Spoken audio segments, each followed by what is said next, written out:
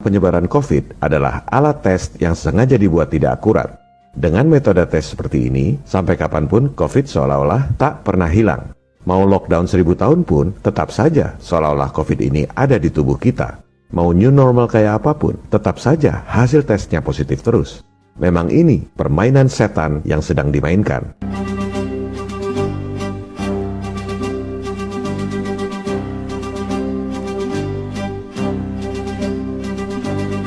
Masyarakat dibikin ketakutan dengan virus yang akan terus ada meski sudah divaksin. Sehingga Anda harus vaksin terus-terusan, ketergantungan pada industri vaksin. Dan dengan alasan keamanan, nantinya yang sudah divaksin harus ditato sertifikasi digital. Ini adalah fakta, bukan hoax. Silakan Anda masuk ke Twitter asli Bill Gates. Ia merujuk pada link di mana ia menjawab beberapa pertanyaan netizen.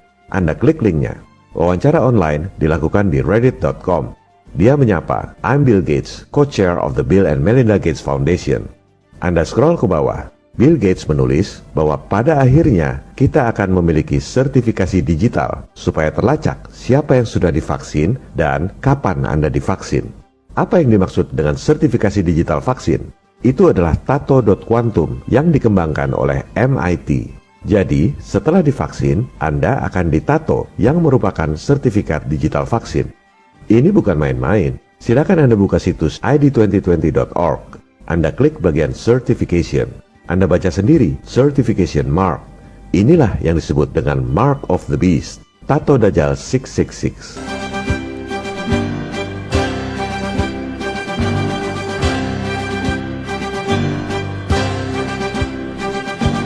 Dari judul situsnya, Anda sudah harus paham bahwa mereka merencanakan penerapan Tato Dajjal ini di tahun 2020. Coba terus Anda selidiki, siapa saja aliansi konspirator Tato Dajjal ini. Klik bagian Alliance. Di situ tercantum aktor-aktor intelektual, konspirator elit global. Gavi, aliansi konglomerat vaksin dunia, satu dari 5 pendana terbesar WHO. Rockefeller Foundation. Pada episode 19, kita sudah membahas tentang skenario lockdown dan sertifikasi digital yang dibuat oleh Rockefeller Foundation 10 tahun yang lalu. Apa yang saya sampaikan nyambung semua dengan kondisi kritis saat ini. Microsoft, Bill Gates, the next Rockefeller. Sekalian Anda buka situs resmi Gavi. Siapa saja aliansi konspirator vaksin global. Ini ada foto aktor utamanya. Kita lewati dulu. Kita scroll ke bawah. Nah, ini dia para konspirator vaksin dunia di balik Gavi. WHO, si juru selamat palsu. UNICEF, karena target pasar vaksin adalah ibu-ibu dan anak-anak. WHO dan UNICEF adalah institusi di bawah PBB. Bill and Melinda Gates Foundation, nggak usah ditanya lagi. Dan The World Bank.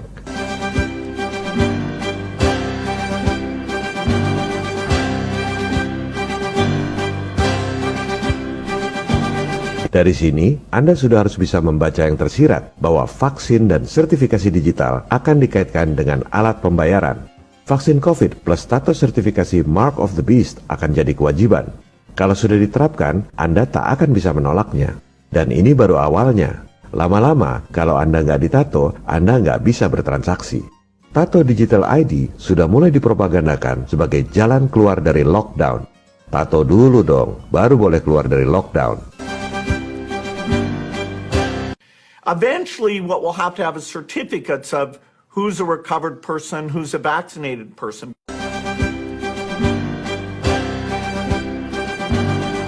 So eventually, there will be sort of this digital immunity proof that will help facilitate the global reopening up.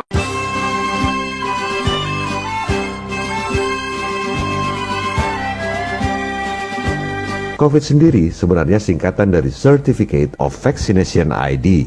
Tentu saja dibantah oleh media-media mainstream. Mereka memang digaji untuk membantah. Setelah vaksin wajib, tato sertifikasi digital, barulah ditanam chip implant yang dikaitkan sebagai alat pembayaran. Tak ada lagi uang kertas, tak ada lagi kartu debit atau kartu kredit, tak ada lagi pembayaran melalui mobile phone. Semua transaksi dilakukan lewat chip implant ini. Ini juga fakta. Microsoft telah mempatenkan cryptocurrency dengan menggunakan data aktivitas tubuh. Tinggal tunggu waktu penerapan yang tepat, lanjutan dari sertifikat vaksin.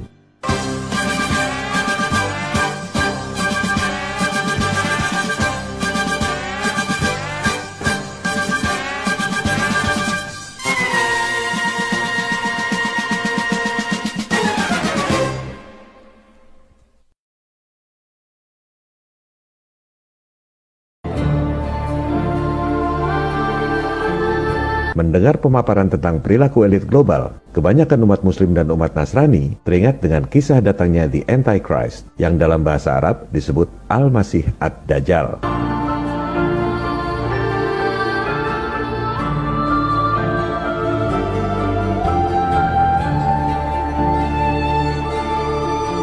Namun, sebagian saudara-saudara kita yang beragama Islam mengatakan, itu sudah diramal dalam hadis. Kita tak bisa melawan. Jadi, kita tunggu saja Imam Mahdi dan Nabi Isa yang akan membunuh Dajjal. Sebagian saudara-saudara kita yang beragama Nasrani juga sama, mengatakan itu sudah dinubuatkan dalam kitab Wahyu, sekarang sedang digenapkan. Kita tunggu saja the second coming of Jesus untuk membereskan persoalan. Mari kita kritisi sebentar, benarkah sikap seperti ini? Apakah Anda membiarkan kebatilan dan kezoliman di dunia, tak mau melawan, hanya menunggu diselamatkan oleh Imam Mahdi, Nabi Isa atau Jesus? Hadis tak pernah mengatakan bahwa Imam Mahdi dan Nabi Isa akan turun ketika Anda masih hidup. Bisa saja datangnya nanti, 200-300 tahun lagi, dan sebelum itu Anda pasrah tak melawan, menjadi budak Dajjal.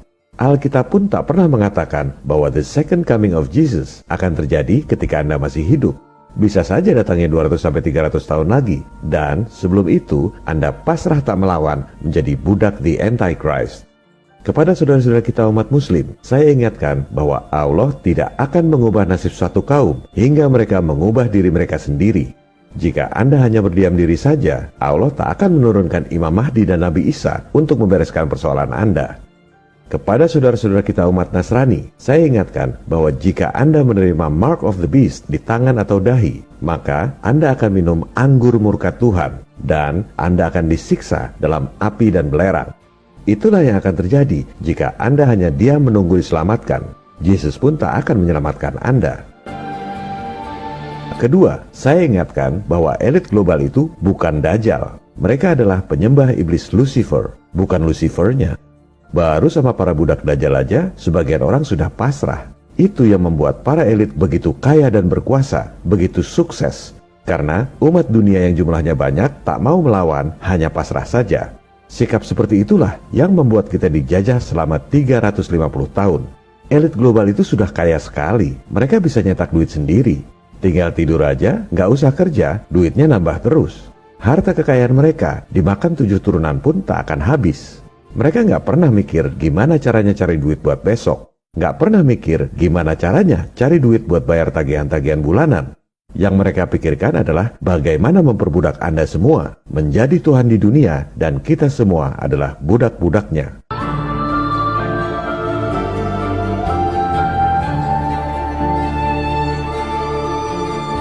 Anda dan anak cucu Anda akan selamanya disuruh pakai masker dengan alasan supaya nggak kena virus yang akan terus ada meski Anda sudah divaksin. Anda akan selamanya dicek temperatur di jidat seperti barang belanjaan di supermarket. Anda akan terus dipersulit untuk beribadah bersama. Dan nantinya Anda akan diwajibkan untuk vaksin, ditato sertifikasi digital dengan alasan untuk melacak Anda sudah divaksin atau belum. Semua itu dibungkus dengan istilah new normal.